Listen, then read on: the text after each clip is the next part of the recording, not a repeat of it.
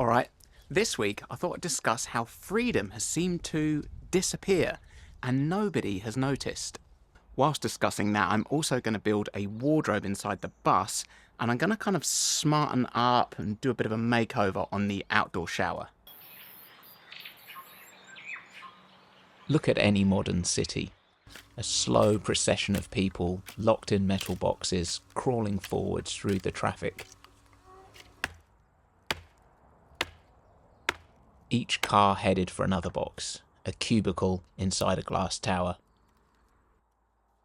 To quote Jean-Jacques Rousseau, man is born free, and everywhere he is in chains.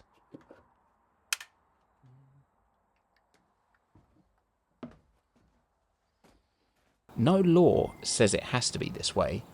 There are no chains, no guards, just the quiet pressure of a system.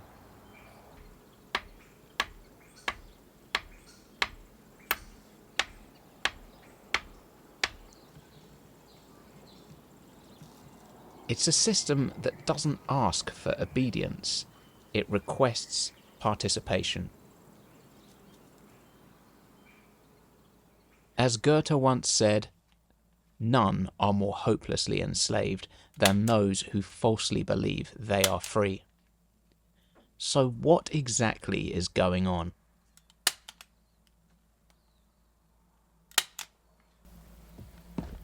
This is our outdoor shower area. We've got friends coming next week, so I thought I'd better give it a bit of a tidy up.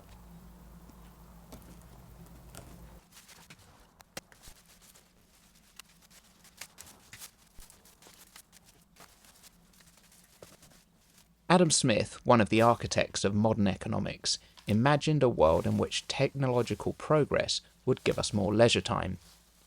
Machines would save labour, productivity would rise, we'd be free to enjoy life.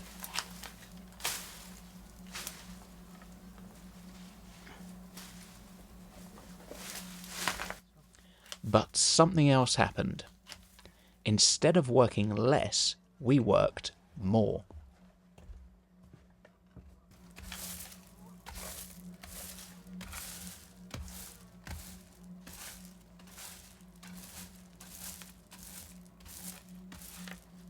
We didn't stop because our needs were met.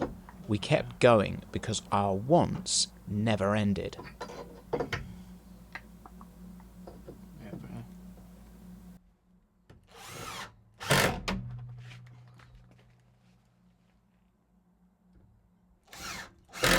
Every new technology promised us time, but instead it gave us more ways to spend.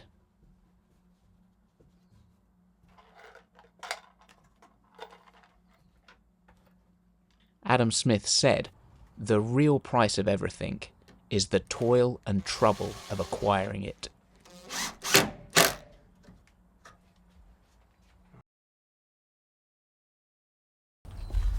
My grandparents had the same kitchen and the same bathroom for most of their lives. I'm not sure they ever upgraded it.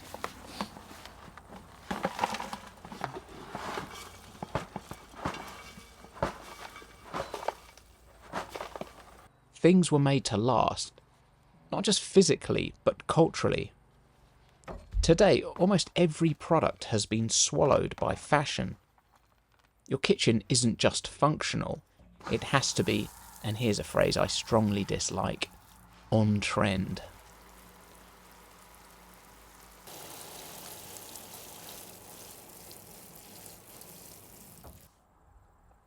Phones, cars, clothing, even our values are all pushed into cycles of constant renewal.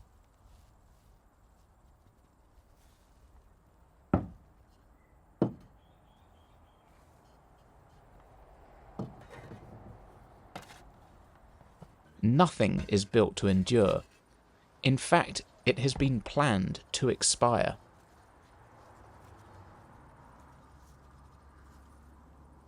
We used to fix things when they were broken, and now we throw them away when they're out of style, even if they still work.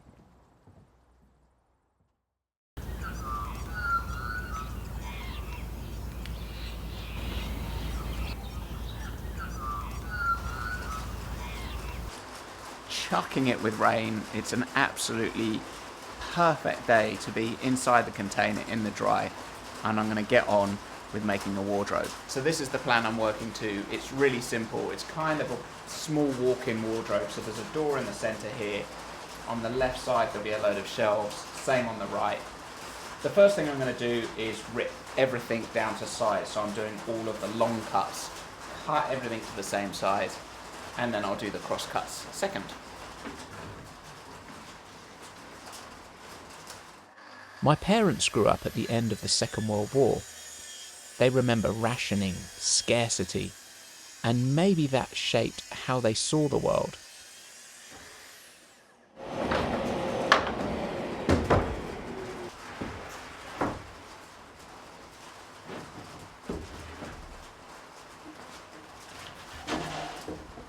I've ripped everything to length now, you can see them behind me on the wall.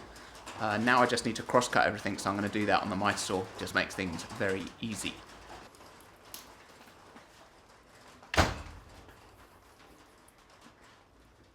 That generation knew how to make clothes, how to sew, how to darn, to preserve food.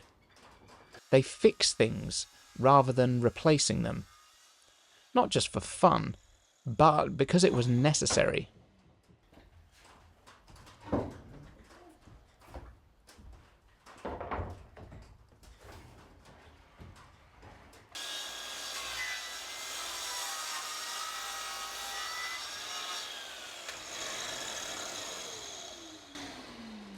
Somewhere along the way, that knowledge faded, and in its place, we were taught to desire newness.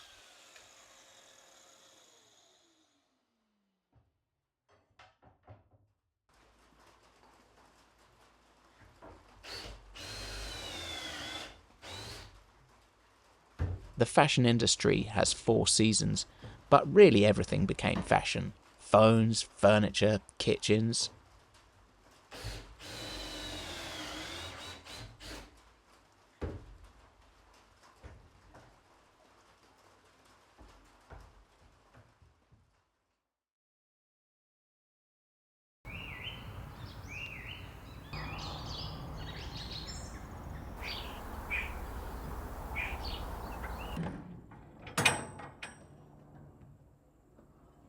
But there was a problem.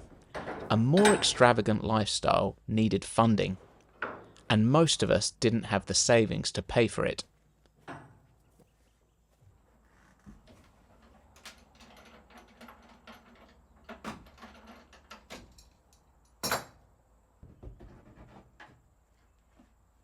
So they found a solution: debt.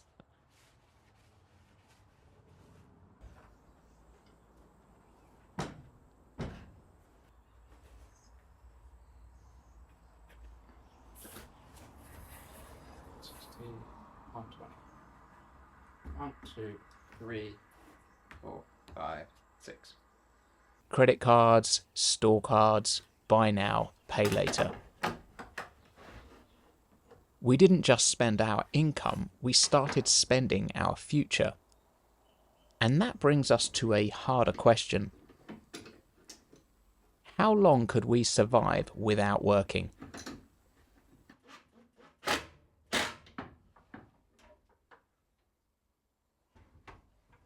In the US, a third of people can't afford a $400 emergency. In the UK, millions have less than £100 saved. And across much of the developed world, half of us live paycheck to paycheck. Is it too dramatic to say that not everyone owns their own time? They lease it back from the system.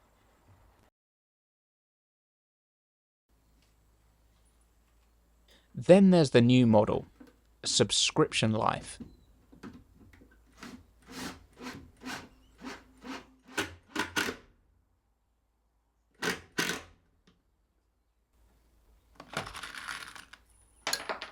Everything we use, from music to software to entertainment to food delivery, wants a monthly fee.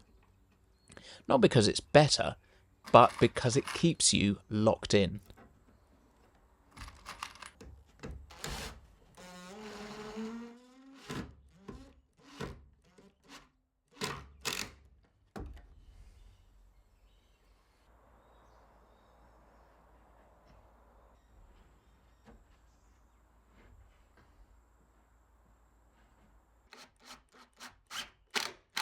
It's not that we can't live without these things. It's that society has been redesigned so that we don't want to.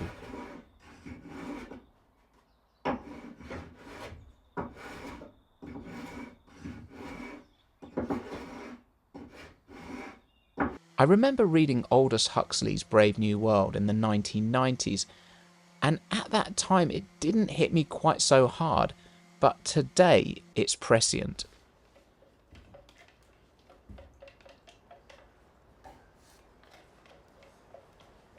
To quote Huxley, the most successful tyrannies are not those that use terror, but those which sap consciousness, dull the mind, and distract attention.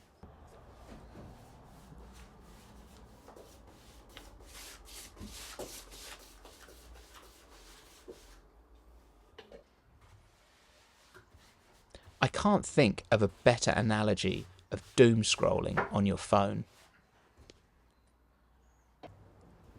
This quote is what, 60 years old?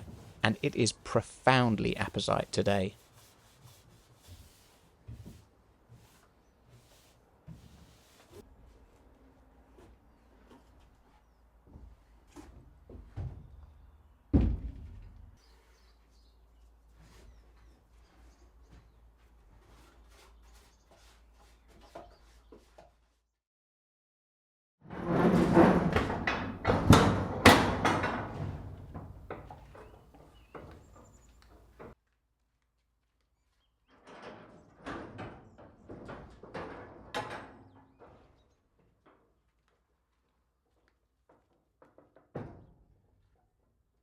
I finished these two off yesterday and now I just need to put them in the bus. I haven't put the backs on them yet just because they're reasonably heavy, so I might as well just carry them and then put the backs on when I'm at the bus. You might ask, who is this system for? Who profits when we believe that freedom is owning the latest phone, the biggest house, the latest upgrades, or a raft of subscription services?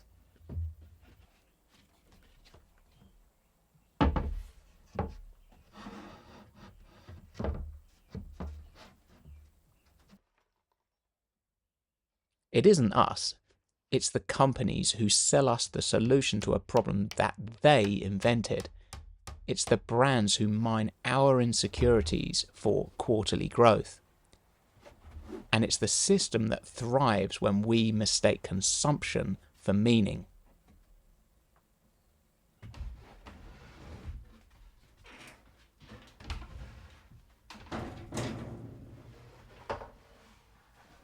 From the words of Fight Club, you are not your job. You are not how much money you have in the bank.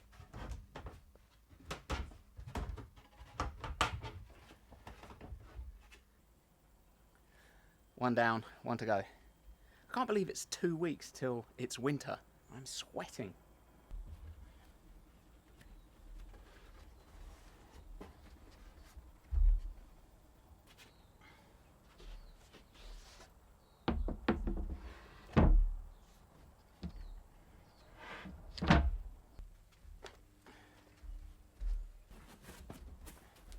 Oh, there we go.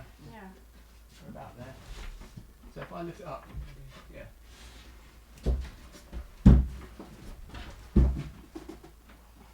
Cool.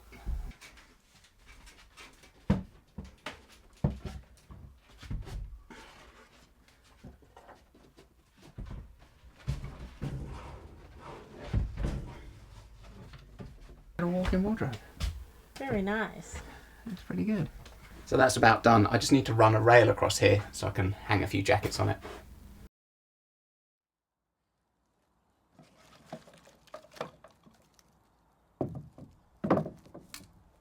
But maybe the most important realization is this. No one forced us into this life. No law demanded that we buy more than we need. No government ordered us to keep scrolling.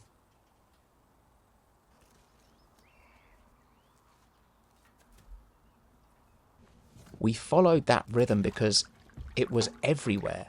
The noise, the pressure, the illusion of progress. But some of us heard something quieter. Looking through the comments on these videos, I can tell that most of you have already taken a different path. One of self-reliance. Maybe it's a quiet rebellion, or maybe it's a kind of remembering.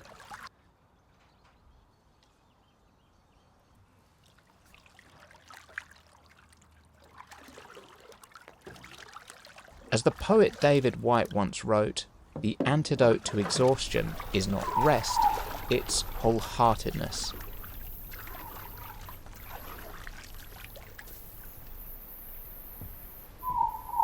So maybe the way forward isn't to fight the system head on, but to keep building a different one. I don't profess to have any of the answers to this stuff. I'm just kind of thinking out loud, but I'd love to hear your thoughts. Put them down in the comments.